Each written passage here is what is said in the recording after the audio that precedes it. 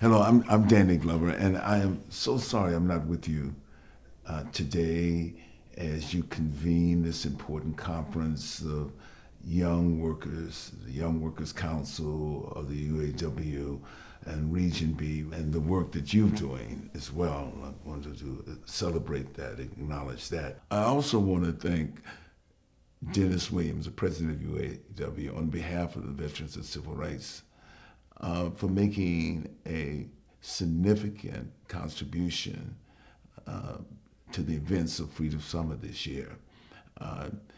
We learned so much from that moment, and thank you once again, Dennis, for really participating in this momentous event this summer. The theme of this conference is how do we empower young workers and empower them in the sense of not only their capacity to win greater rights within the workplace, but also their capacity as community organizers as well. It is important that they get involved and engaged, not simply in what is happening in the workplace, but what is happening in the communities as well, to win broader rights in society, broader rights around justice in society. So the key things that we have to talk about certainly and should be addressed and will be addressed in this conference are the issues around, one, organizing for justice; two, organizing within the community, organizing non-union workers, which is a critical moment, and the right to organize. The right to organize is one of those hard-fought battles that have been carried out from the 19th century. You know, only 80 years ago, nearly 80 years ago, did workers win the right to organize. A watershed moment in the Depression. During the Depression, they won the right to organize. From that moment on, there's been an attempt to dissemble that. From that moment on, there's been an attempt to disenfranchise workers, whether it be Taft-Hartley and other enactments that were passed that would organize, that would keep us from organizing and doing the work that's necessary in building a strong middle class. And it is that workers are the ones, unions are the ones who have now built the middle class and sustained the middle class.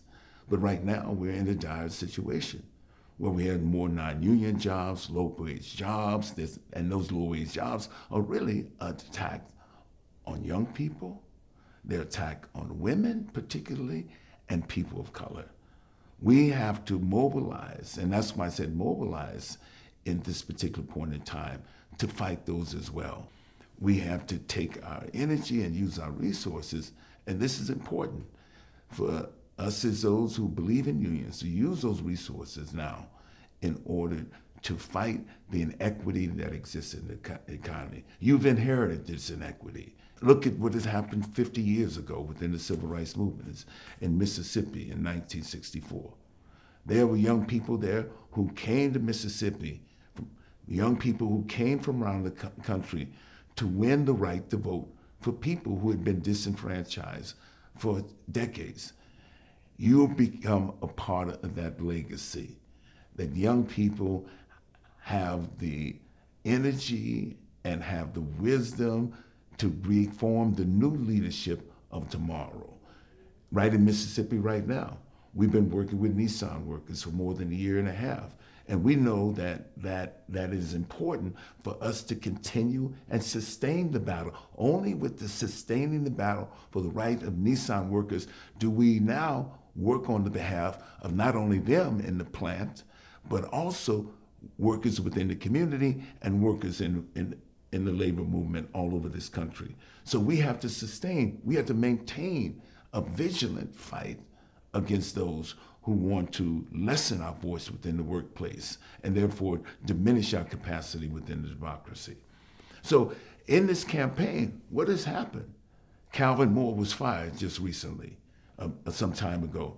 He was fired because he was trying to organize workers. So they were using intimidation tactics in order to lessen people's or to frighten them from organizing workers and asking for a union. The fight at Nissan in Canton, Mississippi is simple. It's a fight to get the vote to decide whether workers want a union. We have to support them. Workers from Nissan have gotten support from around the world. They've gotten support from South Africa. They've gotten support from Brazil. They've gotten support from Australia. They've gotten support where Nissan has plants. And not only has plants, they also deal with the union. They also deal with the union. And that's important to know, that Nissan could deal with the union in other places in the world, but not deal with them in Mississippi and Tennessee. I had the opportunity to speak just recently at a conference in Vancouver of Uniform. Uniform is a new union formed by the Canadian auto workers as well as other workers. And Uniform, the largest union now in Canada, is now beginning to initiate a campaign against Toyota, to unionize Toyota. Wherever there's a fight for labor rights, wherever there's a fight in terms of workers' rights, those have to be right there. We have to be the center of that, building solidarity among each other. So workers in Canada support workers in the United States and other places in the world, and vice versa. So building that level of solidarity is another key in building and broaden the issues around labor, around equity in the world, and that's our responsibility. You have to take the reins of leadership now. You have to get in those communities. You have to talk about the right to organize. You have to talk about that as something that is sacred, the right to organize and to build and connect those issues within the society and those issues in the workplace right now. We say now, we have a saying that workers' rights, labor rights, or civil rights. In the 21st century, this is what we're talking about, the right to exist, workers' rights, labor rights, or civil rights. Workers' rights, labor rights, or civil rights. Thank you very much, and have a wonderful, wonderful conference.